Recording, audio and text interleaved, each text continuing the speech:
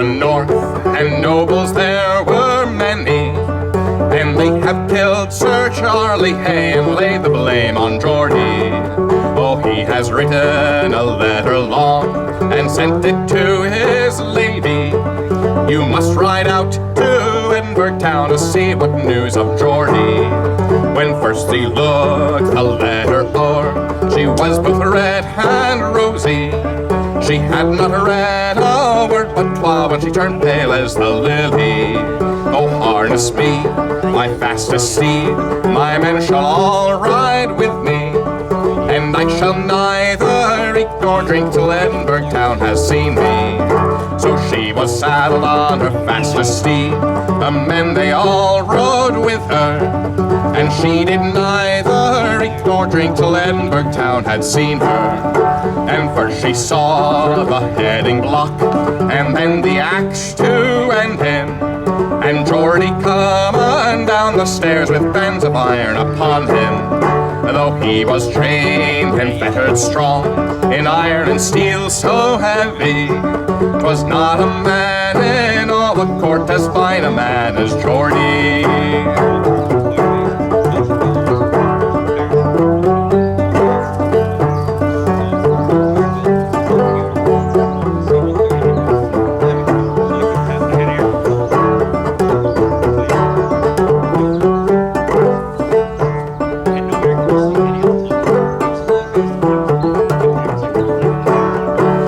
She has fallen on her bended knee, sure she is pale and weary.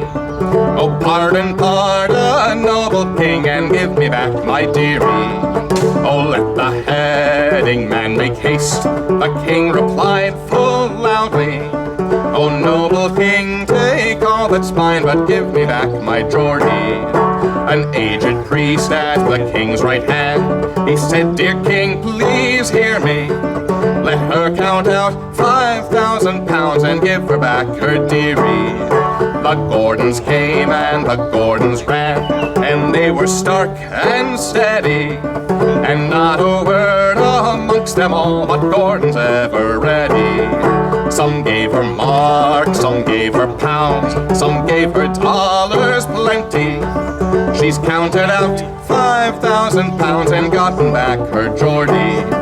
She gazed blithely into his face, said, I have bought thee, Geordie. Blood would have spilled upon the green before I lost my laddie. He held her by the waist so small and kissed her lips so rosy.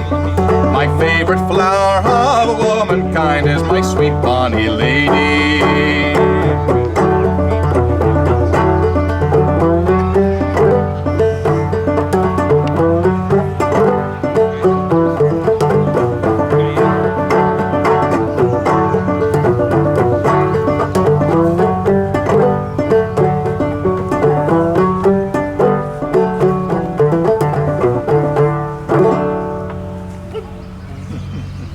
Thank you. There's creeks and rivers you can just drink at. Right? You stopped at a river and your horse drank. If your horse drank it, it was good for you to drink. If the horse wouldn't drink it, like there's a lot of in Montana and Wyoming, there's alkali creeks. You can't drink that water. Horses won't drink water. So if your horse don't drink it, you don't drink it. This is called parfleche.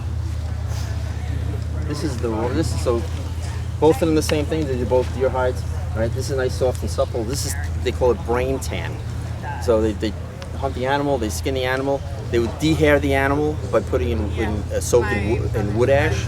It was like a lie bath, and that would loosen all the hairs. They'd scrape all the hair off, scrape all the fat and everything off the other side, and then they would tan it. They would make a solution out of its own brains, and the eggs will do the same thing. And when you soak it, it soaks into the skin, and then you pull on it, you twist it, you soften it up, so those brains can penetrate into the cells of the fabric of the hide, and it makes it suppler. And then you'd smoke it. You'd put it over a fire on a tripod and just let a smudge fire, and that would give it that golden brown kind of color to it. But it would also waterproof it and make it insect repellent. So this is parfleche. So this is once they hunted it, they skinned it, they de-haired it, and then they staked it out and let it dry, and so it's still hard. All right, there's no very little flexibility to it.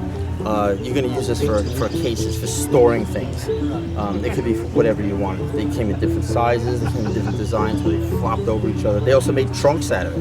You know, so a chest made out of buffalo hide. I'm working on one. I wanted to have it for this weekend, but I wasn't able to do it. Not enough time in the day. But we'll have it in October, I think. So all the designs on it were painted while it was staked out and wet. All right, and this is all done by the women. They were artists, and a lot of different tribes had different designs that they used. All right, this is a Lakota design.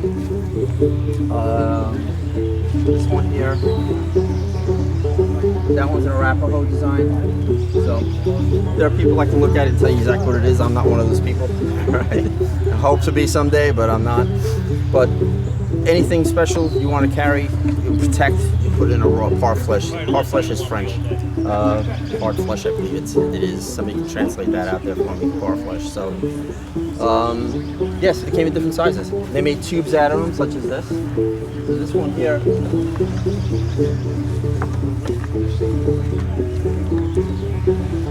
Just as a tube, it's all sewn up the back, right? And this encases the banner here. I'm tying a lot of these pieces together, right? This banner, this on this red wool, all these eagle feathers, that comes off, gets rolled up, and put in here to protect it. All right, if you want, I'll tell you about these lances because they're interesting. It's an interesting piece.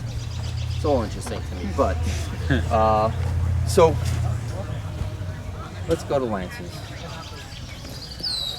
War parties, as we generally know them through TV and movies and whatnot. All right, there was no one chief. Right?